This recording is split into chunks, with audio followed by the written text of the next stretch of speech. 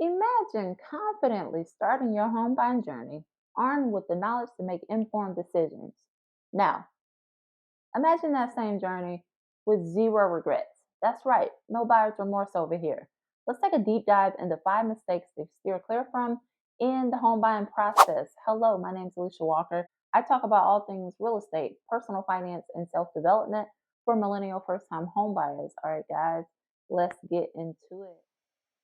All right, so the very first thing you want to take into account is lack of planning. My takeaway from here is no real timeline of a plan to purchase. So you've thought about it, maybe you haven't thought about it, but one of the things you want to do is to have a future proof forecast. So you don't want any surprises springing up on you at the last minute once you've purchased this home. You want to have a future proof forecast. Already take into account all of your future wants and needs. You may be single, you may think about having a family in the near future, you may be thinking about getting engaged, children, whatever.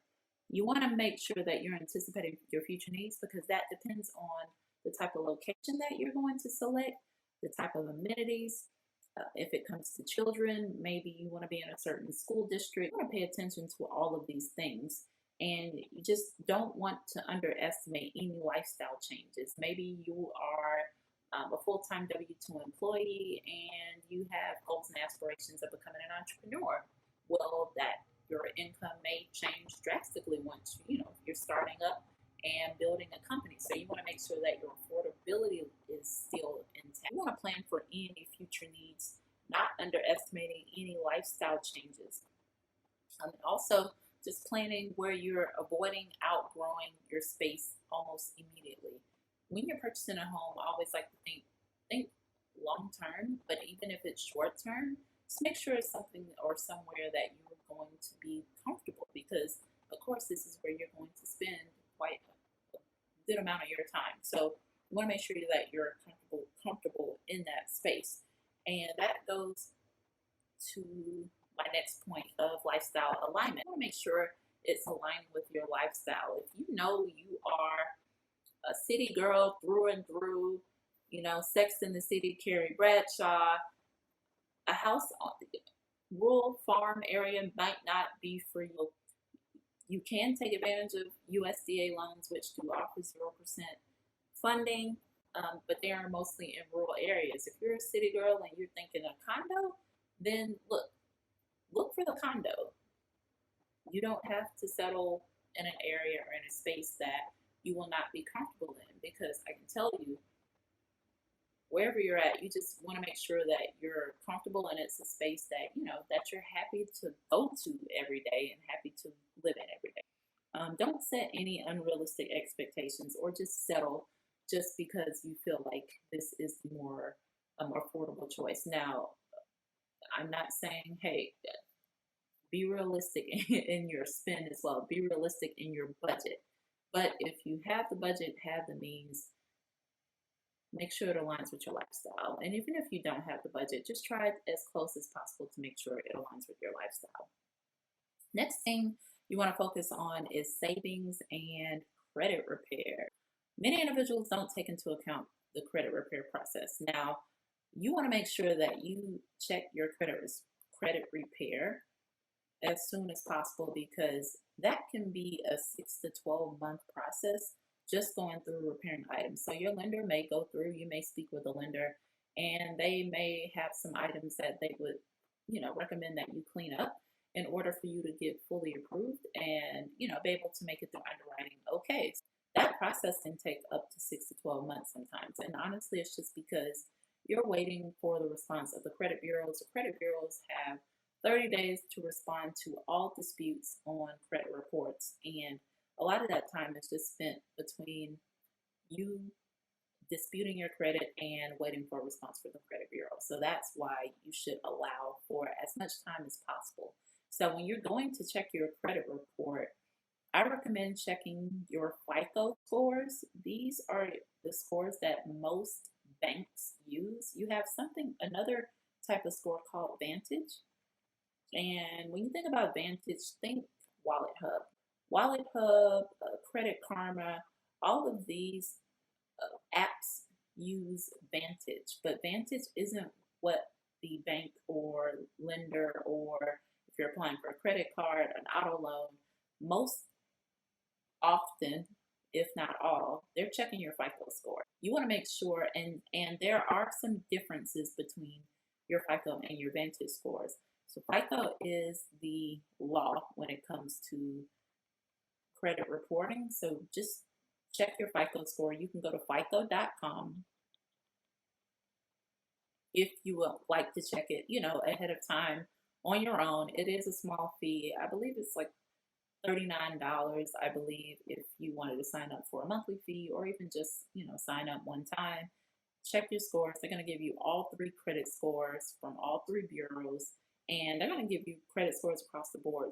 You're going to have an auto loan score, you're going to have a mortgage score, you're going to have a credit card score. So check fico.com, and that should give you the most realistic credit score and credit profile or credit report, where you're able to go through and see what is driving those credit scores. Next thing, 580 minimum credit score is what you should at least be shooting for. Your credit score ranges from 300 to 850. You want to aim for at least 580. Now, of course, the higher the credit score, the better. But if you're just looking for pre-approval, 580 for an FHA is acceptable for most lenders, but it may not be all. So all lenders have different requirements. All lenders are not created equally, but at least aim for a 580 or higher. I'm just going to recommend higher just because the higher your score, the better interest rates, which means the lower cost that you're paying to borrow money from the bank to purchase that home. So it means lower monthly payments, essentially. So you want to aim for higher, the higher the better. So a 580 for FHA, and at least a 620 for conventional. If you can get approved for conventional, I definitely recommend it. FHA is definitely good for first-time home buyers, but if you can get approved for conventional, I recommend it just because once you're submitting offers, it's the next best loan next to cash. So if you can get approved for conventional, definitely go for a conventional loan. And then the next thing I wanted to talk about here, I did some research just because I already knew that there was a statistic in the past that mentioned most Americans, there was a certain percentage of Americans have less than $400 saved for emergencies. Of course, we've just come off of a high inflationary period in 2022, where basically inflation was outpacing merit increases, or outpacing our salary increases. This just meant higher prices. So I was curious to see, and what that means is inflation just means higher prices, which means less availability to save sometimes. So I was curious to see what this number, or what the current statistic looked like in terms of the average amount of savings for an American household. Right now, 30% of Americans have less than $100 in savings. You read that right. 30% of Americans have less than $100 in savings. And that is insane, because although we do have down payment assistance programs, if you're in the market to purchase a home, I always recommend, even if you're going the route of down payment assistance programs or loans that offer 0% down payment, I still recommend that you have some type of savings available to put forth towards the home, because you may need some savings, or you may need some money on the back end, and we're going to talk about that. It may even be the very next point. So let's move on. This is a visual just to give you an idea. I did a full video on this, so I won't do a deep dive. I'll just show you the timeline realistically once you're going through and thinking about that future proof forecast, thinking about the timeline that it takes really to buy a home. And you can check out my video. I go into a deep dive of each of these points in that video. So I'll just, do a quick highlight here. On average, it takes 3 to 4 months for most buyers to purchase a home. So what does that include? Forecasting period. That's that future forecast I just mentioned. Your planning period. This is when you're going interviewing lenders and realtors. Shopping. This is the fun period, but it usually takes the longest. So you're going to submit. Just think in terms of offers. Now you may find the first home and you may love it, but just plan to submit at least 12 offers, like off the bat. If you can get less, hey, more power to you, but at least aim 10 to 12 offers, or at least have the expectation. Don't aim for it. Now, if you can submit less offers, feel free to submit less offers. But, some of those offers may not get accepted the first time. So you may want to plan that, hey, you may be in this for a little bit of time, and it may take 10 to 12 offers before you get an accepted offer. So that's the shopping period. And then the last period is close. It typically takes on average no more than 45 days to close on the home. This is when you're going through underwriting and getting approved for the home. And during this point, the closing attorney is going through all the documents. They're checking for title clearance and all of those things. That is the close process. Now, again, I would say so this is 3 to 4 months for those who have the funds available, have the credit ready or credit worthy, and they're ready to move forward or purchasing a home. This is that timeline. If you don't have savings or you have some type of credit issue, you might want to add an additional 12 to 24 months to this process. Hey, if all this information has been helpful thus far, do me a favor, hit the like button. It helps the channel to grow. All right, let's get back into it.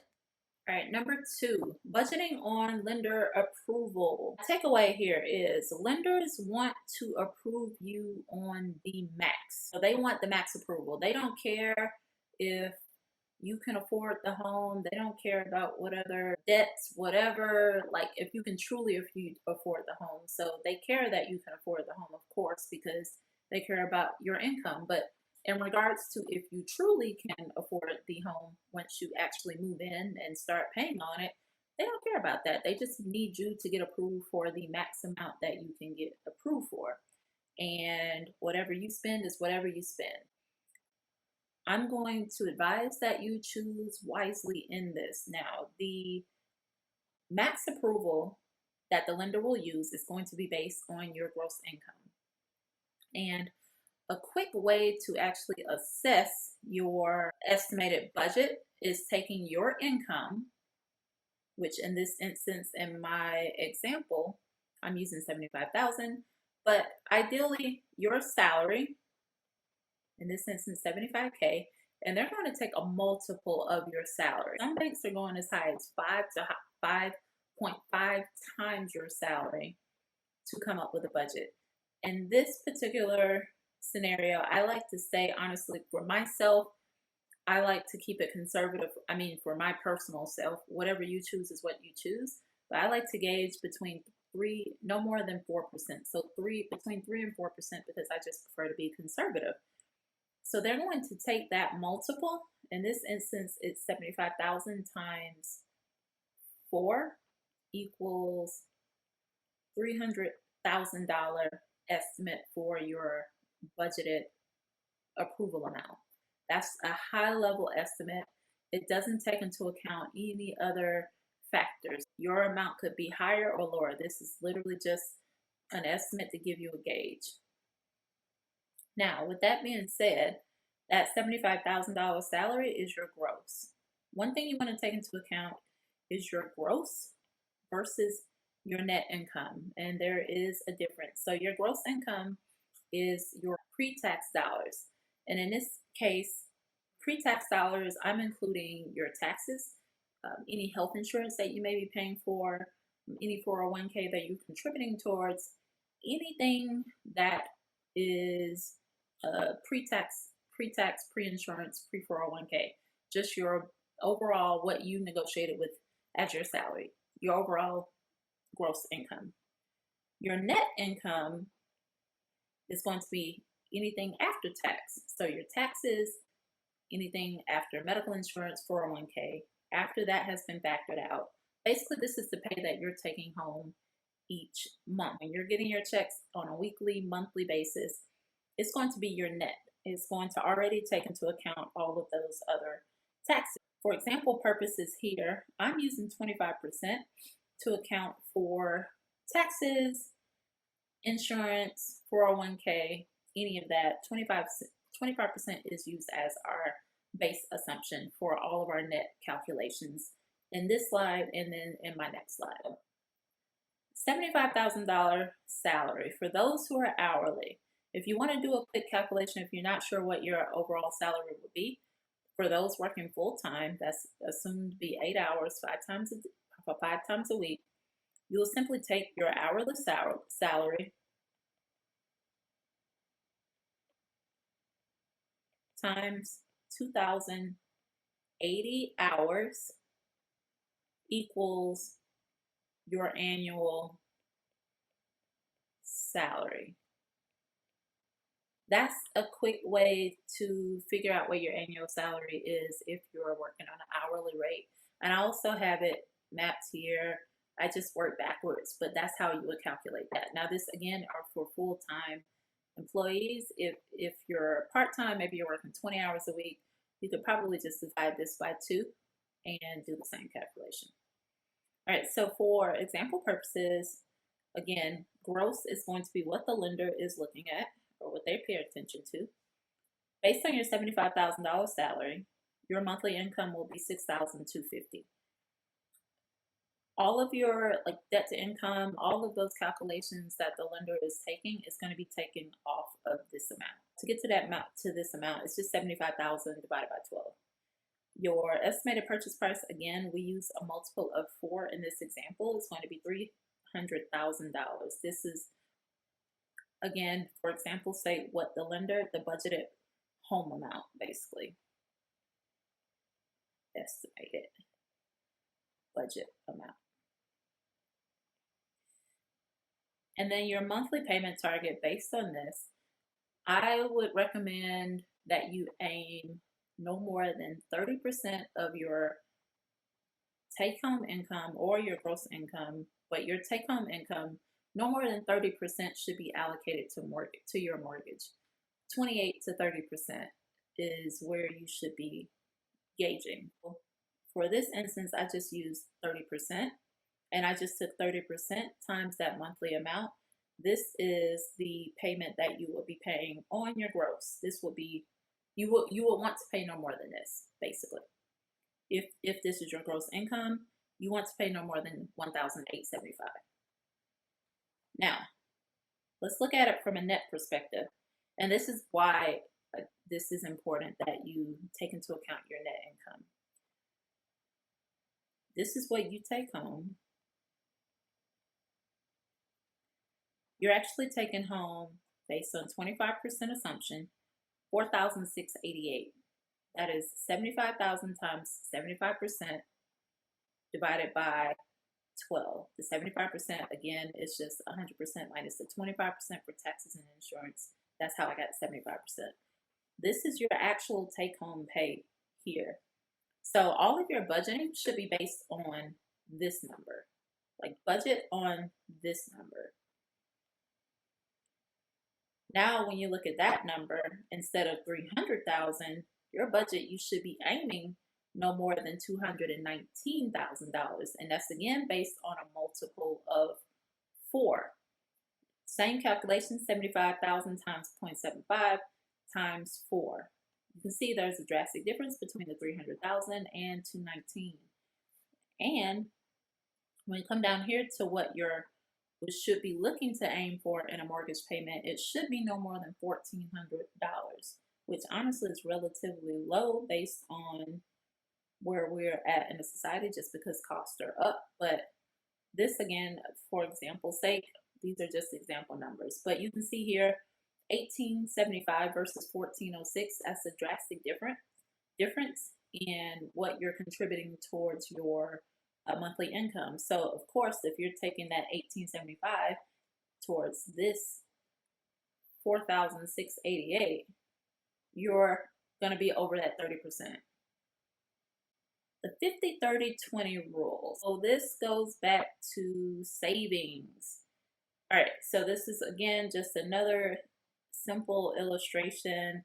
We're using your net income, which is your after-tax dollars, 75,000. That gross salary equates to, this is your take-home salary annually. This is what you should be budgeting on, is the 56,250. That again, from the last slide, equates to 4,688 if you round that up. Again, you're just taking that 56,250 divided by 12. 50-30-20 rule is a standardized form of budgeting or methodology of budgeting that many financial gurus advise that you can at least use this as guidance if you want to know how to allocate your income each month. You're taking, based on your net income that you're bringing in, you will allocate 50% to your needs, 30% to your wants, 20% to savings, and also just in savings, this could also include investments. Gee whiz. So that allocation, if you take that 4,688, this is what it breaks down to: 2,300 for needs, 1,400 for wants, and about 900, a little over, for savings. Now, again, illustrated, we've taken our monthly. If we take it based on the gross, this is what you're left with for your needs. This is the money that you have left over to allocate to needs, which means that more than likely, to get some of your needs taken care of, to pay out some of that, you probably are going to be dipping into your wants budget and also your savings budget, more than likely. And more than likely, this is the number that's going to take the biggest hit, that individuals may choose to forego saving to pay off extra bills.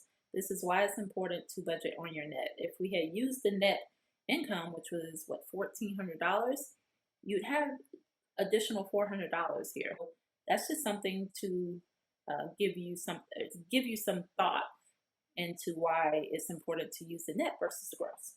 Now, these are average monthly payments for just the everyday American that I just went and looked up. Student loans, on average, $517 a month that individuals are paying out each month.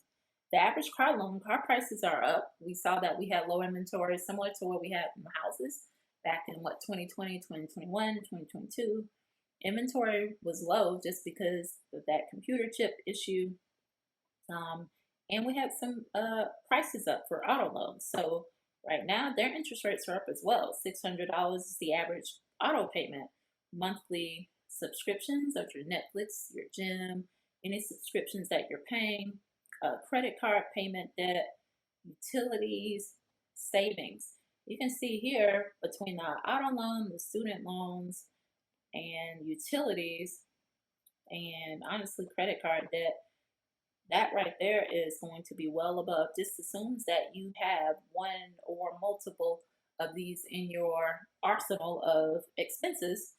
You can already see that you're going to be in the red here, and you're more than likely going to be pulling from one of these other budgets, which is why it has become very difficult for individuals to save. So you can use this as an illustration and an example for how to budget if you don't have some type of budget in place currently, how to at least start to think about allocating your expenses between different budget categories.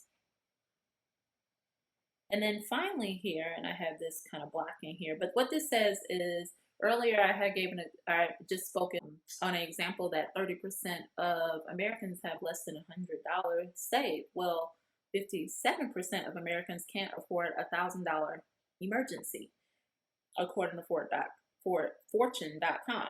Savings is a big, has been a big problem for many individuals. And we can see here just in this illustration of just how that could be the case and how that is actually happening. Again, just for illustrative purposes, and hopefully this helps.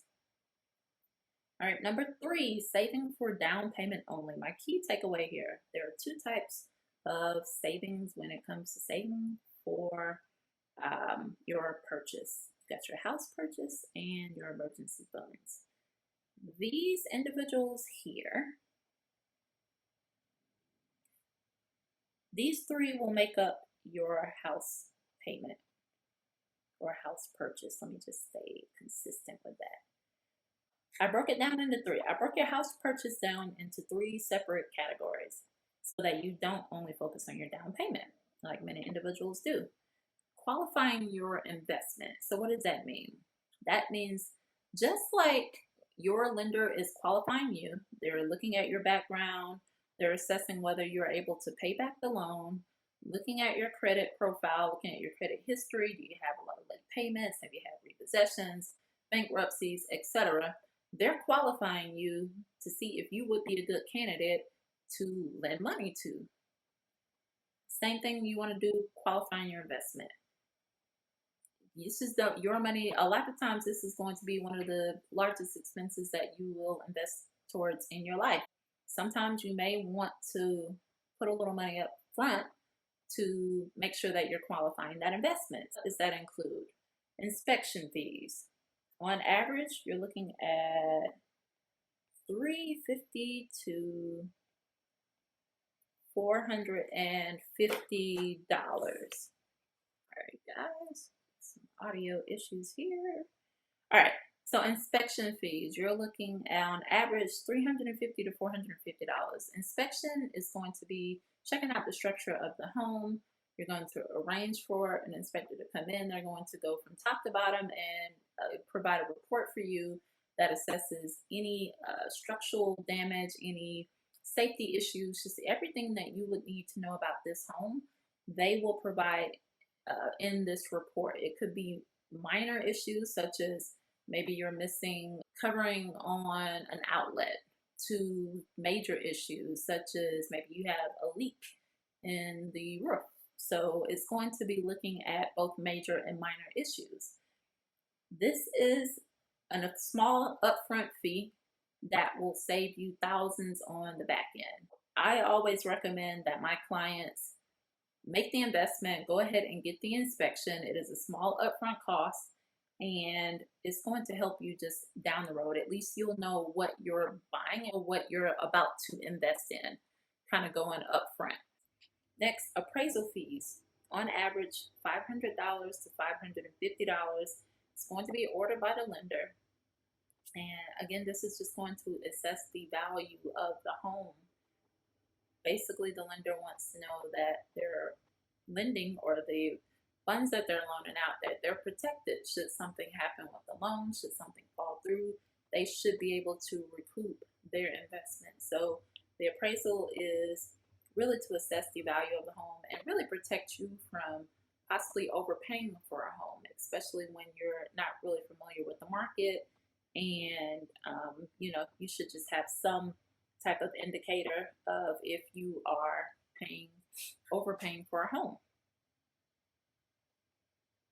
Ideally, you want some equity, but you're not always walking in with equity. Most cases, at least when I've gone through appraisals, I've only had one instance where the home did not appraise, where it was actually lower than the purchase price, or lower than the listing price. And we were able to go in and negotiate, and the seller was able to drop that price down. But most times, I would say, in my instances with my clients, 9 times out of 10, the home has either appraised or just appraised just over, maybe by $1,000 to a couple of $1,000. So either scenario is possible, but you want to pay for that appraisal. All right, and then the next thing is going to be your earnest deposit. So I recommend typically 1% of the purchase price. But this is negotiable. You can put down as low as $250, as high as whatever you want it to be. This is the only fee up front. These are fees that are paid up front. This is the only one that's actually going to go towards the purchase of the home. So it's going to go towards your down payment on the home. So you can put as little or as much as you would like. Earnest deposit is basically a good faith deposit. It shows that you're a serious buyer and have intent to purchase. So I just always recommend 1% of the purchase price, at least for my clients. But again, totally up to you. All right, next, down payment is paid at closing. 3 to 5% of the purchase price for most first-time home buyers, and it really this depends on your financial position and lender requirements. You might be required to put out more, just depending on what your financial position looks like. This again is just a gauge. Down payment assistance. If you have down payment assistance, sometimes with down payment assistance, even though you may have some type of grant that is assisting you with the down payment on the home, you could still be required to put down seller concession or seller closing costs. I don't know why I call it seller concession. You could be still required to put down closing costs or to pay closing costs. Closing costs is going to be the third thing, and also paid at closing, and that's typically about 2 to 5% of the purchase price. And that is just associated with all the fees. I'm going to double back down to the USDA and VA loan. But these are associated, closing costs are associated with all the fees that go into closing the home. Loan origination fees, these could vary by lender. Closing attorney fees, all of these fees will vary. Timing, taxes are prorated usually, so just depending on what time of year that you purchase the home, it could be more or less. So all of these make up your closing costs. It's going to be, this is just a short list of those that give you an idea of what that looks like. And sometimes, depending on the market and the market conditions, sellers will offer a credit that could take care of some or all of your closing costs. Now, I would not go in banking on that to happen. I would go ahead and already have that money saved, and if you don't have to use it, all fine and dandy. I love to go, I love to try to get back closing costs for my clients, if the market calls for it. Now, back in 2020 and 2021, it was almost non-existent. But now we're back at a place where we have, even though we have low inventory, we don't have a lot of buyers that are interested in paying for a home right now at these interest rates. So it does help during negotiating. And then I skipped this. I'm going to double back here. USDA and VA loans towards your down payment. Both of these offer 0% down payment. Very good options for both if you can take advantage of it to put towards or to use to go towards the purchase of your home. USDA is going to be homes considered in rural areas, and there is an area map. You can, I believe, you should be able to go to USDA.gov if I'm not mistaken, but they have a map that shows the eligibility areas for USDA loans. This is a very good loan for individuals to take advantage of because it does offer 0% down payment. And when you think of rural areas, don't always assume that it's completely like far off the grid. Here in the Atlanta area, that could be as far as 30 to 40 minutes outside of the city. So there are some areas that are approved that are very close to the city. And then VA loans going to be your veterans or your military. Definitely take advantage of those loans if you have the option. And the fourth option is emergency fund. We had two types initially. We had the house purchase, which all of these three make up the house purchase. Then we had emergency funds. Just because you get down payment assistance or you put down money towards the home, just try to have some some emergency funds for after closing. Have some funds set up just in case you may need to do some last minute repairs, or maybe you want to go in, maybe you don't like the paint on the house, maybe you want to go in and make some adjustments to the home. I would take advantage of that and use some of those emergency funds for that, and then not even going towards the home, but some emergency. Sorry, I live next to a train. Sorry about that. But maybe you want to use some of this money to go towards the home. Always have some emergency and backup savings because you don't want to use all of your funds or exhaust all of your funds in the purchase of a home. So, because I've been having so much trouble with the audio and video, I am just going to lose the visual part and just talk through it without visuals because my computer is just loading up completely. So, final 2 points. We've already gone through 3 points where you want to have a plan, you want to not use the gross or take into account your gross, and you want to budget for more than just the down payment. So right now we're covering what's called chasing the golden ticket. And my takeaway from that is focusing only on the best home. It's Friday morning, you just woken up, houses come on the market, and you're probably more than likely going to send a text to your realtor and say, "Hey, this is the house. This is the house. It's perfect. It has an open floor plan, beautiful hardwood floors. Sun just hits the home just perfect on the east, sets beautifully in the west. You have wraparound porch. I mean, just a beautiful, beautiful home." You're going to send that one to your realtor. But guess what? It's going to be 20 other people who also are going to send that same home to their realtors. And what does that mean? It means a few things. One, multiple offer situation. More than likely, you will face a multiple offer situation because just like you fell in love with that home, it shows beautifully. It's more than likely going to be one of the top, if not the top 3 to 5 homes on the market at that given time.